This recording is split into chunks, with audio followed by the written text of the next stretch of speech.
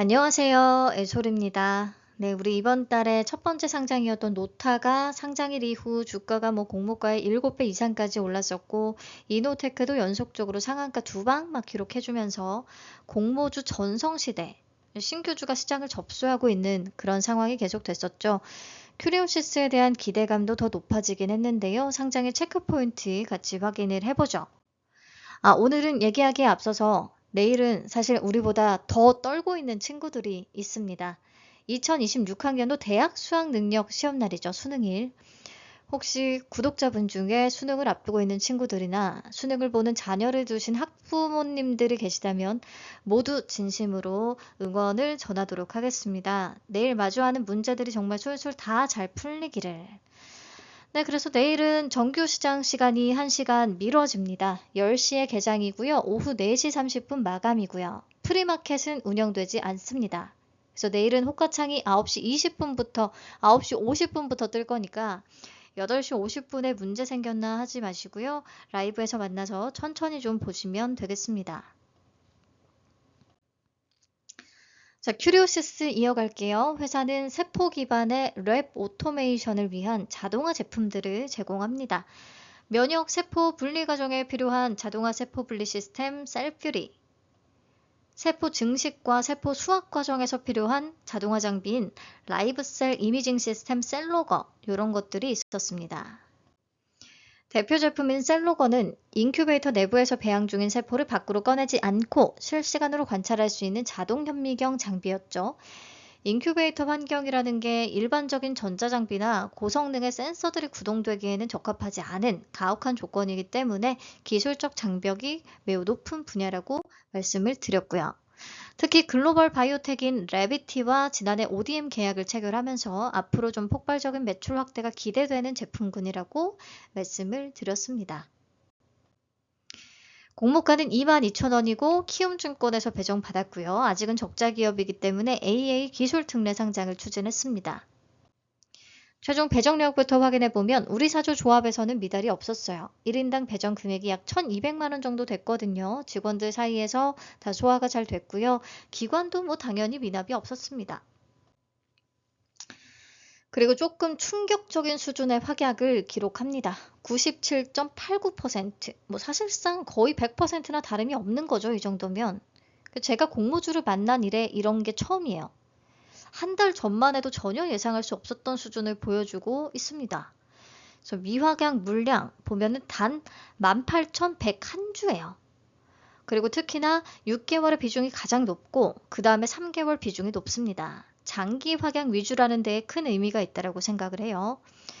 우리가 노타와 이노테크에서 이런 확약의 힘, 가벼의 힘 이런 거 연장 느끼고 있기 때문에 얘도 대박 냄새가 조금 납니다.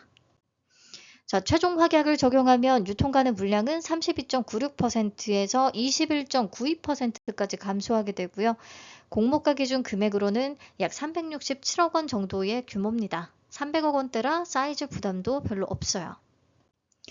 근데 이렇게 되면 당연히 기존 주주의 비중이 되게 높아질 수밖에 없습니다. 기관들의 물량은 거의 묶였으니까.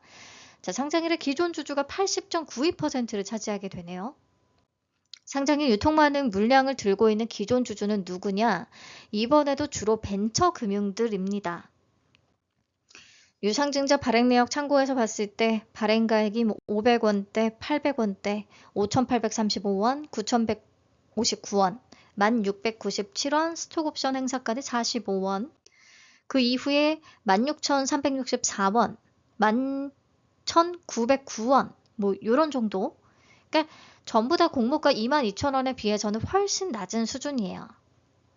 즉 이럼에도 투자 매력이 있으면 기존 주주 물량이 크게 흔들림이 없이 매수세가 잘 받아주긴 하더라고요. 요즘에 보니까. 근데 그렇다고 해도 기존 주주의 단가가 공모가보다 크게 낮다라는 부분은 체크를 하고 있어야겠죠. 그래서 조건만 다시 정리를 해보면 확약이 97.89%에 유통가능 물량 21.92%, 기존 주주의 비중이 굉장히 높고 그들의 단가가 낮긴 하지만 기존 주주 유통 물량이 297억 원 정도의 규모거든요. 이거 충분히 소화되고 남을 쌓여지기는 합니다. 상장일 전체 유통가능 금액은 약 367억 원, 가벼운 편이고 시가총액은 약 1673억 원 정도의 사이즈.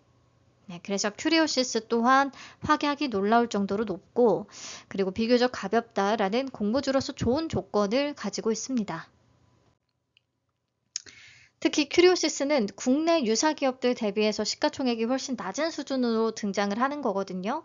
큐리오시스와 사업 영역이 유사한 기업들을 최대한 찾아본다면 우선 세포 분석 자동화 기기를 개발하는 큐리옥스 바이오시스템즈, 그리고 3D로 세포를 관찰할 수 있는 현미경 개발하는 토모큐브 정도가 있습니다. 이들과 24년 실적을 비교해서 보면 매출 규모는 비슷하고요. 영업 손실이나 순손실의 규모는 큐리오시스가 그나마 가장 작긴 하더라고요. 근데 큐리오시스는 시가총액 1673억 원으로 등장을 하게 되는 거고 11월 12일 오늘 기준으로 큐리옥스 바이오시스템즈는 시총이 1조 2336억 원에 달하고 토모큐브는 5349억 원 정도가 됩니다. 보통은 이렇게 되면 상장 이후에 시총을 좀 어느 정도 따라가려는 경향이 나타나거든요. 그래서 큐리오시스는 공모가 대비해서 상승 여력은 좀 충분하다라고 봤었고요. 토모큐브를 따라가 준다고 하면 3배 그 이상도 가능하기는 한 거죠.